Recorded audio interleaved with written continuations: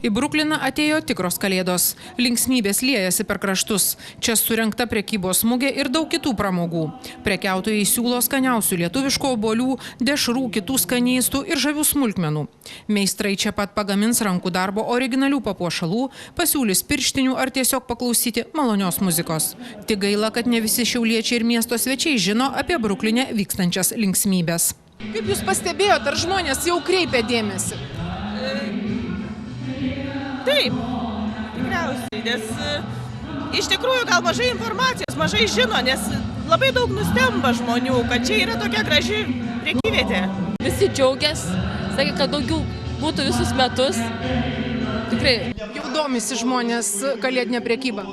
Taip, domisi labai. O šita mugė ar jau domisi? Iš ties truputėlį gal vangiai, bet mes tikimės, kad daugiau pritrauks reklamos, daugiau šventė, koncertai vyksta. Jeigu trūksta informacijos, tai mes televizija ko gero pačiu laiku atvažiavom. Taip, žinoma, labai dėkoju, kad jūs atvažiavot, labai linksma, labai gerai. O kad be vaikštinėjant neišdžiūtų burna ir nepavargtumėt, mugės organizatoriai turi ką pasiūlyti. Viena mugės dienų prasidėjo alaus rūšių degustacija ir gėrimo varžybomis.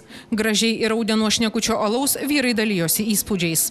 Gera sveikata irgi labai svarbu. Todėl šeštadienį Bruklino mugėje paskelbta sveikatos diena ir susitikimas su žolininke Adele Karaliūnaite. Kiekvieną dieną Bruklino mugėje bus galima patirti kažką naujo. Ir taip visą šventinį laikotarpį iki pat naujųjų Brukline.